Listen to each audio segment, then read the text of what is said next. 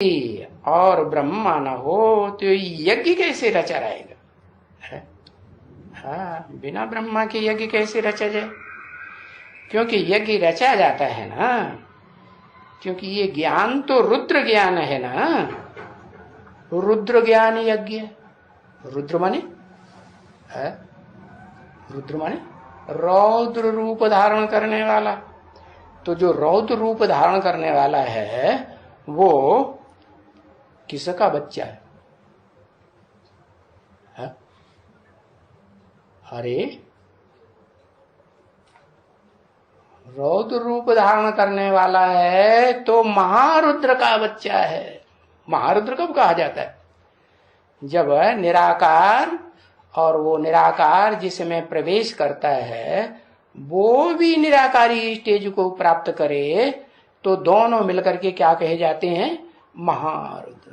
तब असली रुद्र ज्ञान यज्ञ शुरू होता है जिसमें सारी दुनिया स्वाहा होती है। तो ये रुद्र ज्ञान यज्ञ है, तो इसमें तो सभी आहुति देनी होती है ना। सभी माने कुछ बचेगी? इस दुनिया में जो भी इन आंखों से देखते हैं कुछ भी बचने वाला नहीं, सब आहुति पड़ जाएगी। अच्छा, सब आहुति पड़ जाएगी तो कोई तो निमित्त बनेगा ना। निमित्त माने साकार या निराकार? हाँ, साकार निमित्त चाहिए। तो शास्त्रों में उन्होंने शंकर को दिखाया है कि वो रुद्र का पार्ट है। तो इसलिए जो वो झूठे यज्ञ भी रचते हैं ना, बोलते रहते हैं स्वाहा स्वाहा, अपनी स्व माने आत्मा को, मन बुद्धि रूपी आत्मा को स्वाहा करते हैं?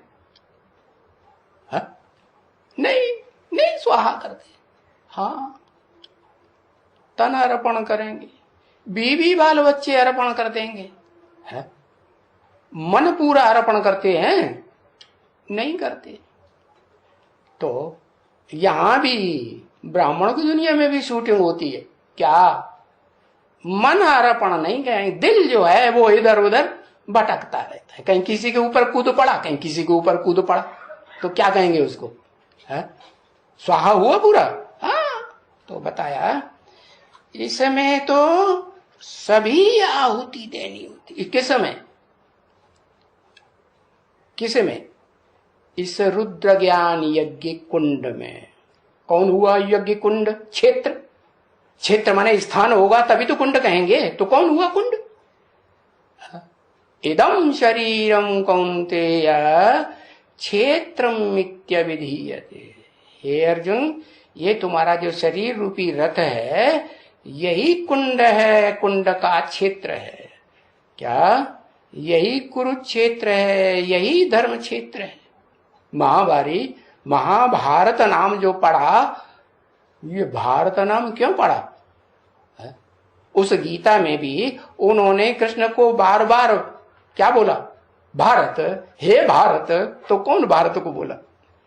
कोई औरत को बोला क्या? नहीं, माना वो अर्जुन ही भारत हुआ।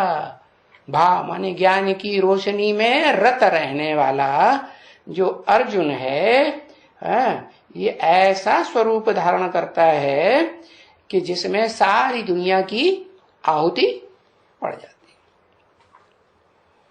इस यज्ञ में तुम क्या आहुति देते हो? पूछा, क्या आहुति देते हो? क्या आहुति देते हो? अरे तन मन धन की आहुति देते हो।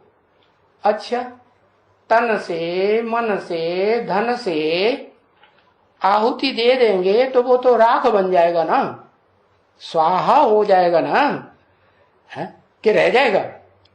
हाँ, रह जाएगा। तो तुम आहुति देते हो तन मन धन की, तो 5 विकार खत्म हो गए होंगे। बाप खास आहुति किसी की लेने आए, काम क्रोध लोभ मोह अहंकार की आहुति लेने आए हैं ना, तो बताया तुम आहुति देते हो? पूछा है, यहां 5 विकार की आहुति देते हो सब इसमें, तुम सब है। इस अविनाशी रुद्र ज्ञानी यज्ञ कुंड में, कुंड कौन? अरे अभी तो बताया, एदम शरीरम, ये अर्जुन ये जो तेरा शरीर है ये अविनाशी रुद्र ज्ञानी यज्ञ कुंड है। तो इसमें 5 विकारों की आहुति दे दी, देते हो? तो जांच लेना चाहिए कि हमारे में अभी वो कोई विकार, क्या वि माने विपरीत, कार माने कार्य, वो विपरीत कार्य कोई रह तो नहीं गया कि इस कुंड के अलावा कोई होते हैं ना, वो दुनिया में भी जो स्वाहा स्वाहा करने वाले, झूठा यज्ञ करने वाले होते हैं, और ऐसे डालते हैं, हाथ जल गया और आधी आहुति बाहर फेंक दी, आधी अंदर गिर गई, ऐसे होता है कि नहीं? तो कहां शूटिंग हो रही? अब यहां शूटिंग हो रही है, आधी आहुति, थोड़ी उंगलियां जलती हैं तो फट हाथ खींच लेते हैं, आधी आहुति बाहर गिरा देते और थोड़ी बहुत अंदर गिर गई। कोई तो ऐसे हैं बिल्कुल ही नहीं गिरते। जैसे बाबा ने बताया 3 प्रकार के पतंगे हैं, है? कितने प्रकार के पतंगे? 3 प्रकार के। एक तो ऐसे कि एक बार आए, थोड़ी सी मूंछ और टांग जल गई तो गए, फिर बस फिर नहीं आए दोबारा, तो कहेंगे स्वाहा नहीं। एक ऐसे जो एक बार टांग जल गई, मूंछ जल गई, फिर हिम्मत करते हैं, फिर आते हैं, फिर चले जाते हैं, फिर आते हैं, फिर चले जाते हैं। तो ऐसे बार बार स्वाहा भी करते हैं और फिर भाग जाते हैं। मन बुद्धि से भी भाग जाते हैं, मन बुद्धि भी दूसरी जगह चिपक जाती है जाके। तो बताया, बाबा ने पूछा है तुम्हारे में कोई ये अवगुण है तो नहीं, काम क्रोध लोभ मोह अहंकार के? है तो हमको दे के जाओ, है वो आहुति दे के जाओ। तो ये यज्ञ है ना, क्या जरूर कोई लेने वाला चाहिए ना, है कि हवा चाहिए, है कि आकाश में लेने वाला आकाश चाहिए? कौन चाहिए? कि बिंदी चाहिए, सुप्रीम सोल ज्योति बिंदु लेने वाला कोई आहुति चाहिए या नहीं चाहिए? हाँ, लेने वाला चाहिएगा जरूर। क्या चाहिएगा? माने अभी नहीं, अभी भविष्य में टाइम ऐसा है, आने वाला है कि वो आहुति तन की, मन की, धन की उस कुंड में पूरी ऐसी आहुति लेगा कि तुम फिर बाहर आधा डाल दो, आधा अंदर डाल दो, तन मन धन, ऐसा तो हो गई। और जो बाहर डाल देंगे तो फिर वो जो तुम्हारा ऊंचते ऊंच घर है, ऊंचते ऊंच किला है, उस किले में तो जा ही नहीं सकते। तो बाप वो आहुति लेते हैं। कौन सा बाप लेते हैं?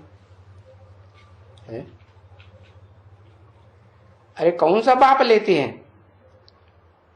हाँ, साकार बाप लेते हैं। अच्छा, वो निराकार कंबाइंड नहीं होता है, फिर भूल गए, कूद पड़े तो एकदम साकार के ऊपर कूद पड़े। है?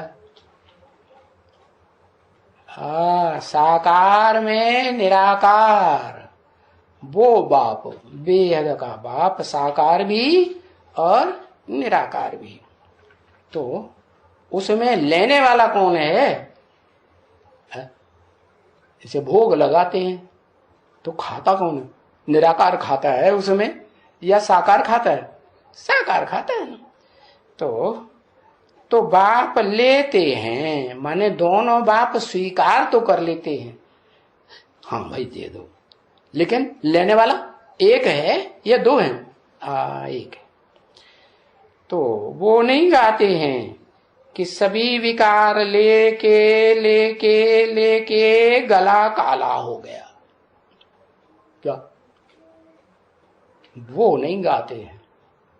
क्या वो जो असलियत में उन्होंने सारा विकार लिया और लेकर के गले तक वो विष चढ़ गया और नाम डाल दिया है भक्ति मार्ग में नीलकंठ।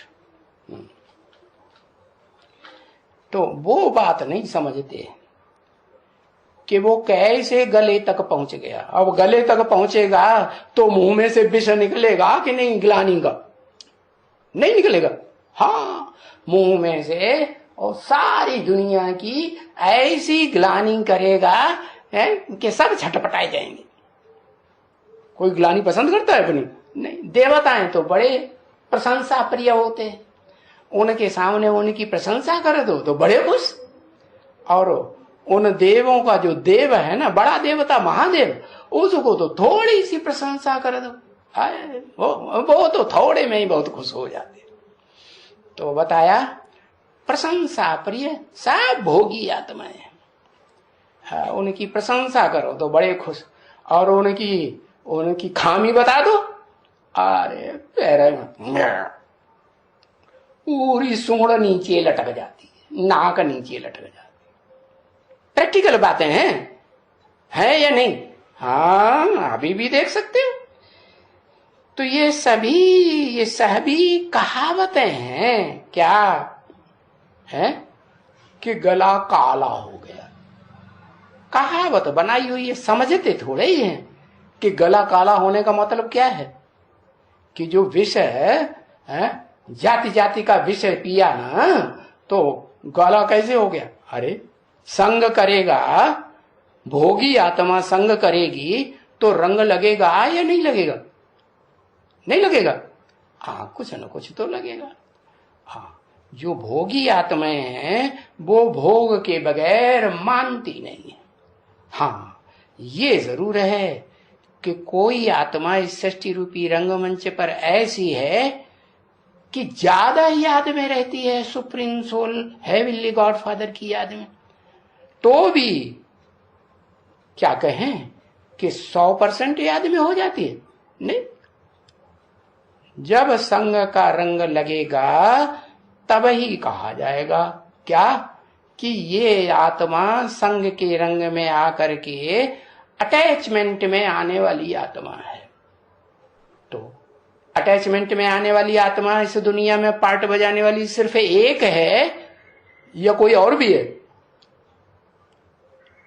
अरे और कोई है? इस सृष्टि पर कोई भी आत्मा ऐसी नहीं है जो संग के रंग में ना आए। सबको अटैचमेंट लेप छेप जरूर लगता है। हाँ, मैं जिसमें मुकर्रर रूप से प्रवेश करता हूं उस आत्मा को फ्री छोड़ता हूं। क्या उसका तन कंट्रोल करता हूं, लेकिन उस तन के ऊपर उस आत्मा का भी, उस रथ के ऊपर रथी का भी कुछ हिसाब किताब रहता है या नहीं रहता है? रहता है।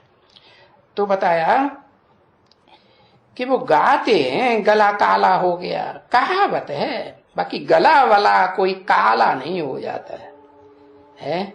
ये तो गले में से जो आवाज निकलती है ना, गूंजी विनाश की वाणी फिर भी कितनी कल्याणी। कैसी वाणी? विनाश कराए देती, सबकी हिम्मत पस्त हो जाती है। हाँ, तो कुछ भी नहीं बचता। तो ये तो बाप बैठ करके समझाते हैं। हाँ, बाकी जो बाप समझाते हैं